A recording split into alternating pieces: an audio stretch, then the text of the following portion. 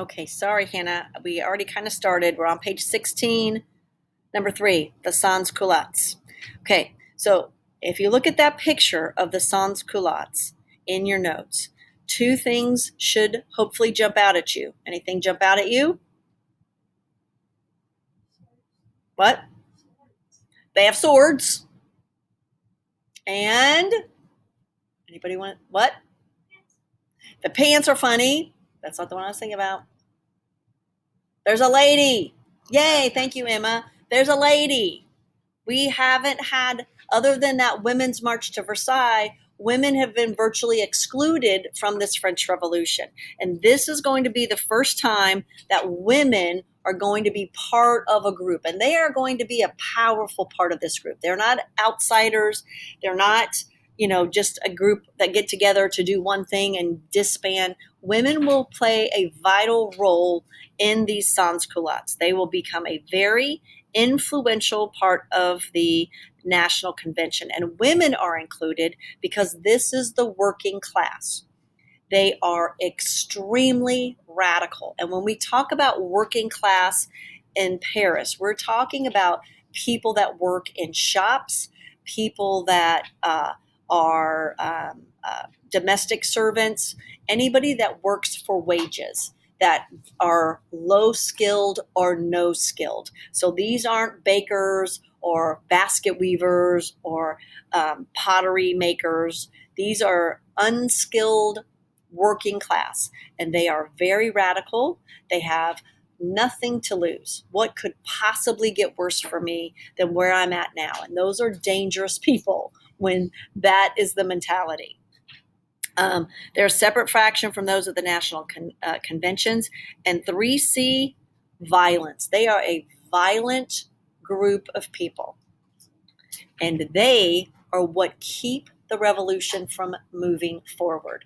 These are the men and women that sit in the bars and hostels and restaurants in Paris drinking bad alcohol, and at the end of the night punching each other out.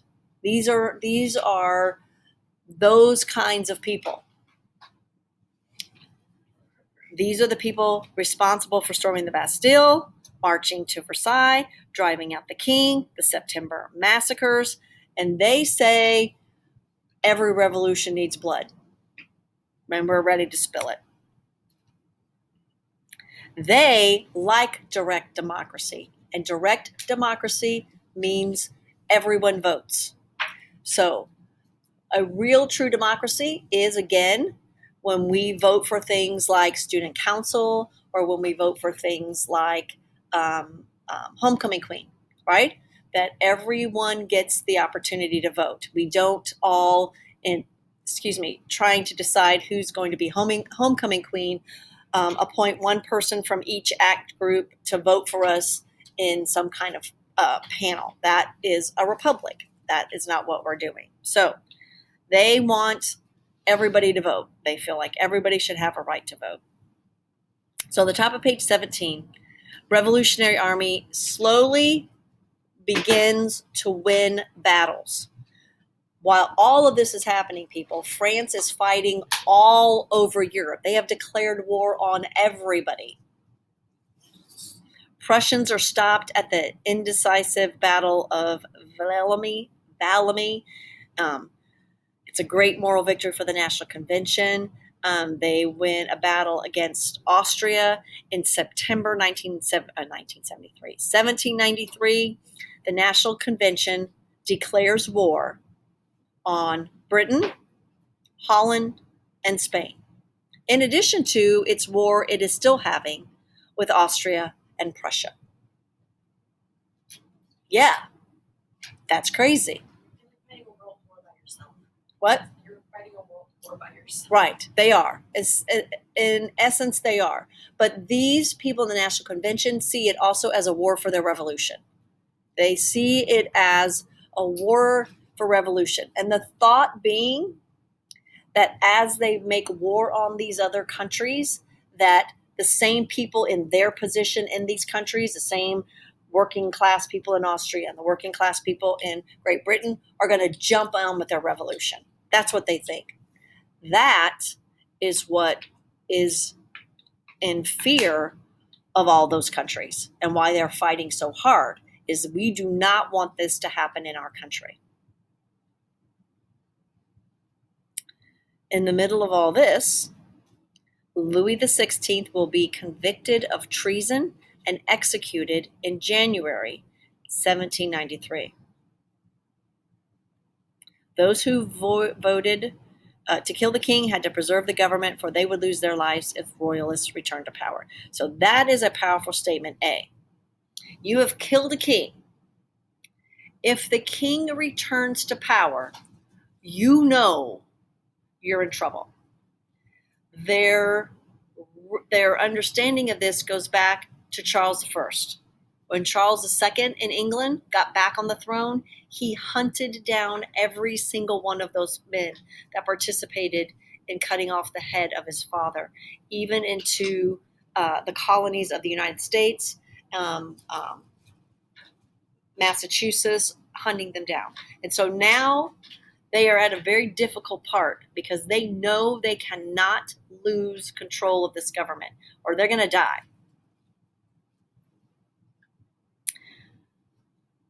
And I don't think it is difficult to understand that the military is in a state of crisis by 1793. They are in over their heads. They don't have a plan. They don't have a government. Everything is in a crisis.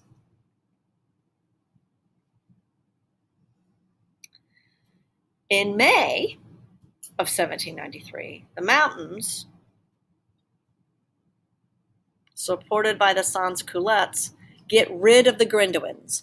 The Grendoins are the moderates, so they throw out the only voice that's saying, ooh, let's think about this. Wait a minute, are we sure that's the right thing?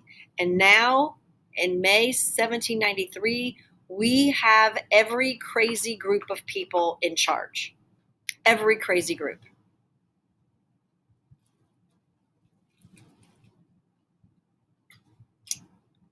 Radical working class leaders are going to seize and arrest 31 members.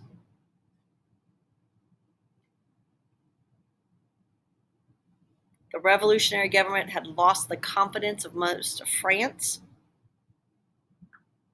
Many of the Grendoins are going to flee Paris. Marat's going to be stabbed in his bathtub by a supporter of the Grendoists, a lady. She's going to hide. We'll look at that. We'll look at those tomorrow, that PowerPoint tomorrow. It's a very famous painting. He dies dead in his bathtub. We'll look at Jean-Louis David's famous neoclassical painting, The Death of Marat. The Jacobins are going to get rid of the women, like out women. And then we begin the decline. We are now past the bend and we're on the other side. And you should always make a note to yourself, if any place that you're ever living, any country, has to form a committee of public safety, you are probably not safe. That is not a good thing. And that is what happens. We form the Committee of Public Safety. By the summer of 1793, the Committee of Public Safety became an emergency government to deal with internal and external challenges to the revolution, and it is led by Maximilien Robespierre.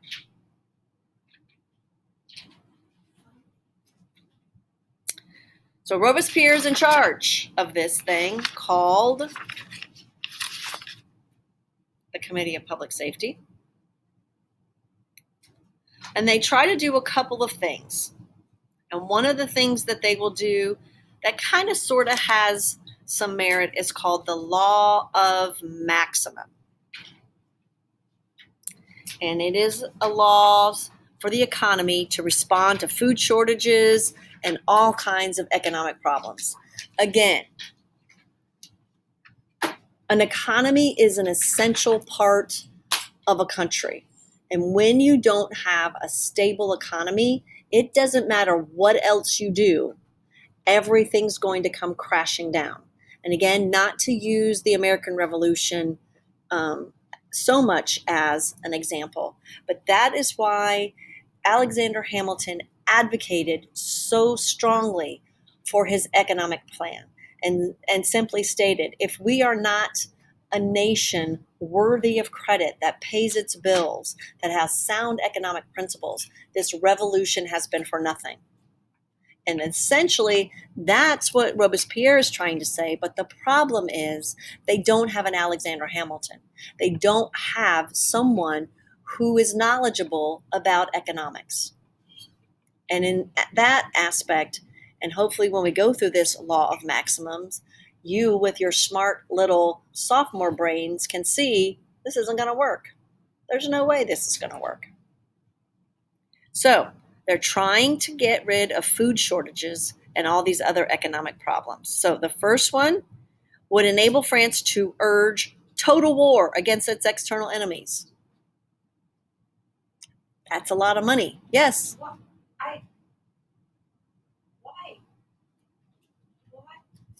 The thought being, if you win, you get their stuff, right? That's what I'm saying. Maddie, makes no sense. Total war costs a lot of money. You are not going to gain money. Government decreed maximum allowable prices. So they fixed the prices of certain goods, and they cannot go above or below. Here's why that doesn't work. We're going to go back to our loaf of bread again. If the maximum amount that I can pay for food is fixed, and I can only charge $1 for bread, then I am stuck with the cost of that dollar bread, and I can't change the prices of anything else. I can't pay my workers more. No matter what the farmer has to produce to get that wheat or to get that flour, no matter how much it costs him, he can't raise the price of his flour. He can't raise the price of his wheat. So that doesn't usually work. Again, fix the price of bread. Rationing introduced to make sure bread was shared fairly. Rationing is a tool that many countries have used. The United States has used it. Almost every country in times of dire circumstances have used rationing. During World War II, the United States rationed everything. When I was in high school and we lived in West Germany, there were certain things that were rationed that you had to have a ration card for. And that was in the 70s and 80s. So it's been around. The bad and flip side of rationing is what's called a black market. And the black market are those people that have access to things that are rationed, and they can sell them at a higher cost to people that have money. So again, who does that hurt? It hurts poor people. So one of the things that's rationed, let's just pretend, is coffee. Usually coffee is one of those things gets rationed. So the average person, you people, can get a pound of coffee a month, which is a lot. But Maggie doesn't drink coffee, but she gets her rations anyway. Because now Maggie's going to take her rations and she's going to sell it to me for a higher cost. That's the black market. It's illegal. And what happens is Maggie has taken a ration that she doesn't use, deprived other people of it, and sold it at a higher cost. And that's usually what happens with rationing in every country, no matter what, that there are people that use rationing to make money, and it always hurts the people on the margins. Government nationalized many small workshops and requisitioned raw materials and grain from peasants. So what does that mean? The government takes your stuff. And we do that also in times of war. We nationalize things, saying that it is to the best interest of all the people that the government takes control of certain things. But the problem is governments that even know what they're doing have difficulty doing this. A government of France that has no idea what that means is going to have problems. Arms and munitions produced for war effort, and in effect, it's an early version of socialism. The idea that the government holds on to the means of production.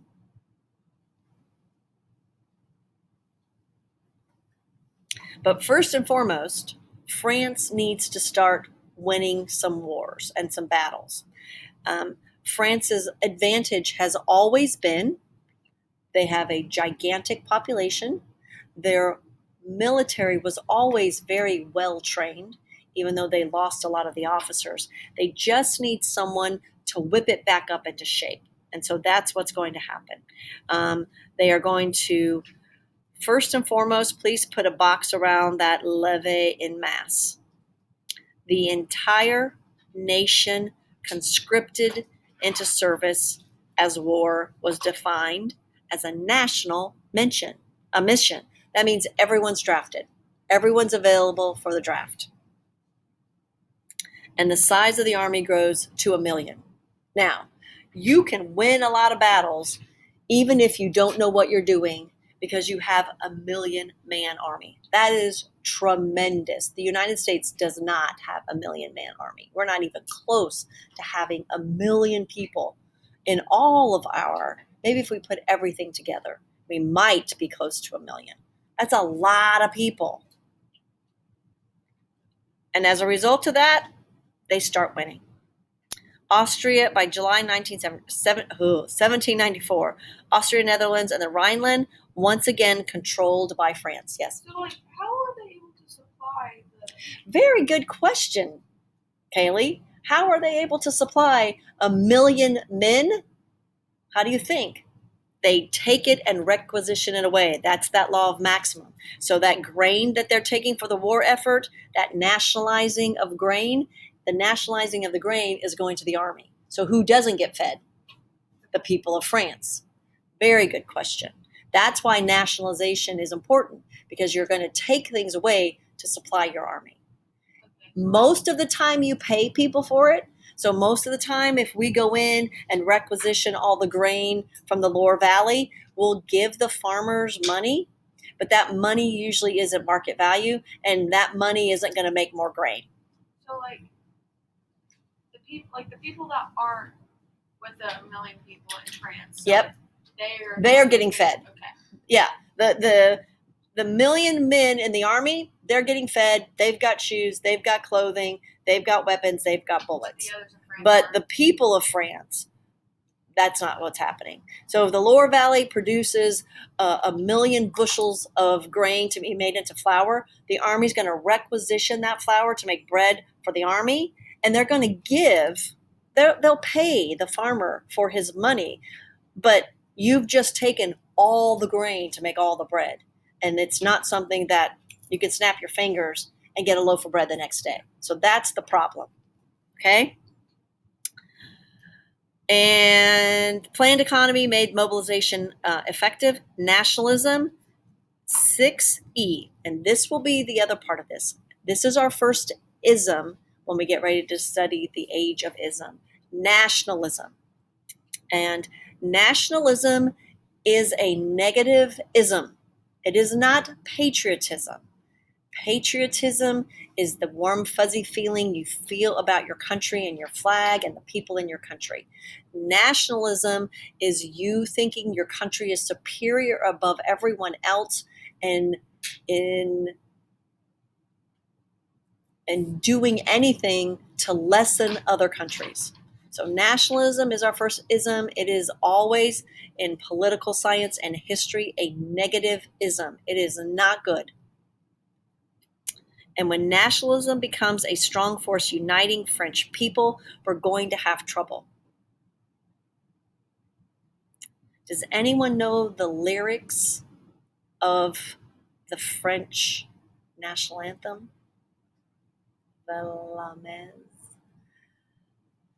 We'll play it at the end. What time do we get out of here? One lines of it. What? One of the lines is about cutting off heads and blood runs in our fields. I always laugh when people want to say, gosh, our national anthem is about war. And yeah, it is, but it isn't about cutting off people's head and fields running red with blood. And it always cracks me up, and especially when I watch soccer and see them singing it. Yeah. So, yeah. All right. We'll end with the French. We'll just play here the French Revolution song so you can see it. Let me find it. What do you say nationalism? Nationalism. Yeah. It is an intense feeling of that your country is better than every other country. Yeah. Not patriotism. It is not patriotism. Patriotism is a warm, fuzzy feeling. Let me see if I can find. You'll recognize the song. Let me see if I can find it with the lyrics.